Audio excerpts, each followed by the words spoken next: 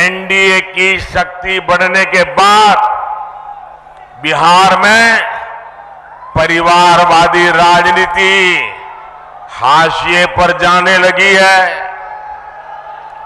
परिवारवादी राजनीति की एक और विडंबना है, मां बाप से विरासत में पार्टी और कुर्सी तो मिल जाती है, लेकिन मां बाप की सरकारों के काम का एक बार भी जिक्र करने की हिम्मत नहीं पड़ती है। ये है परिवारवादी पार्टियों की हालत। मैंने तो सुना है कि इनकी पार्टी के बड़े बड़े नेता भी इस बार बिहार में लोकसभा का चुनाव लड़ने के लिए तैयारी नहीं हो रहे हैं। और मैंने तो पार्लियामेंट में कहा था कि सब भाग रहे हैं।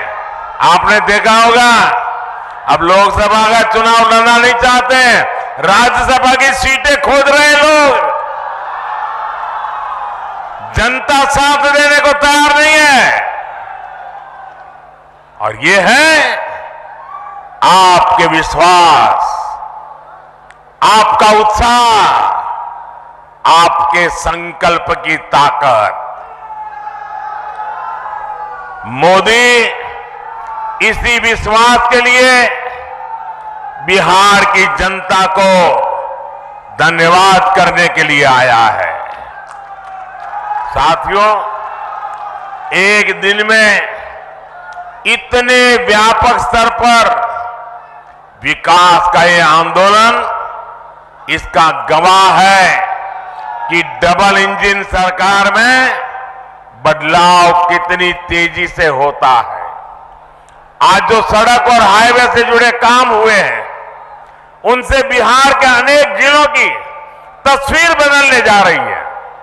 गया, जहानाबाद, नालंदा, पटना, वैशाली, समस्तीपुर और दरभंगा के लोगों को आधुनिक यातायात का अभूतपूर्व अनुभव मिलेगा। इसी तरह बोधगया, विष्णुपद, राजगीर, नालंदा, वैशाली, पावापुरी, पोखर और जहानाबाद में नागार्जुन की गुफाओं तक पहुंचना भी आसान हो जाएगा। बिहार के सभी शहर तीर्थ और पर्यटन की अपार संभावनाओं से जुड़े हुए हैं। दरभंगा एयरपोर्ट और बिहटा में बनने वाले नए एयरपोर्ट भी इस नए रोड इंफ्रास्ट्रक्चर से जुड़ेंगे। इससे बाहर से आने वाले लोगों के लिए भी आसानी होगी। साथियों, एक वो दौर था जब बिहार के ही लोग अपने ही घरों से निकलने में डरते थे। एक ये दौर है जब बिहार में पर्यटन की संभावनाएं विकसित हो रही है। बिहार को वंदे भारत और अमृत भारत जैसी आधुनिक ट्रेनें मिली। अमृत स्टेशनों का विकास किया जा रहा है। बिहार में जब पुराना दौर था, राज्य को अशांति, असुरक्षा और आतंक की आग में झोंक दिया गया था। बिहार के युवाओं को प्रदेश छोड़कर पलायन करना पड़ा। और एक आज का दौर है जब हम युवाओं का स्किल डेवलपमेंट करके उनका कौशल विकास कर रहे हैं। बिहार के हस्तशिल्प को बढ़ावा देने के लिए हमने 200 करोड़ रुपए की लागत से बनने वाले एकता मॉल की नींव रखी है।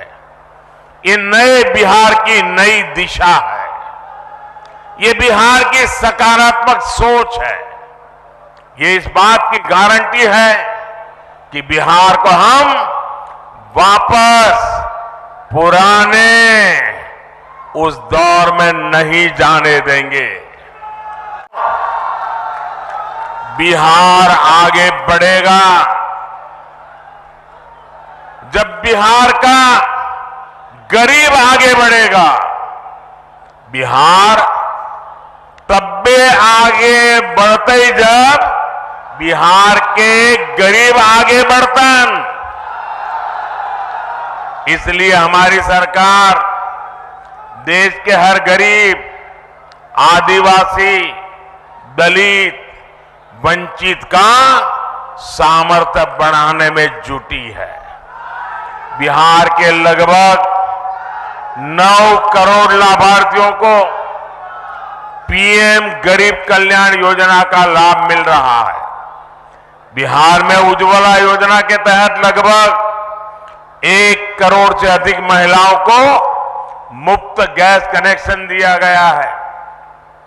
बिहार के करीब 90 लाख किसानों को पीएम किसान सम्मान निधि का लाभ मिल रहा है। इन किसानों के बैंक खातों में 22,000 करोड़ रुपए से अधिक ट्रांसफर किए गए हैं।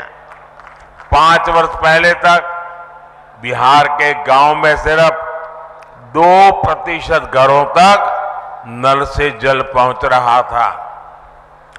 आज यहां के 90% से ज्यादा घरों तक नल से जल पहुंच रहा है। बिहार में 80 लाख से ज्यादा आयुष्मान कार्ड धारक है, जिन्हें 5 लाख रुपए तक मुफ्त इलाज की गारंटी मिली है। हमारी सरकार दशकों से ठप पड़े उत्तर कोयल जलाशय इस परियोजना को जल्द पूरा करने के लिए भी प्रतिबद्ध है। इस जलाशय से बिहार, झारखंड के 4 जिलों में 1 लाख हेक्टेयर खेतों की सिंचाई के लिए पानी मिलने लगेगा।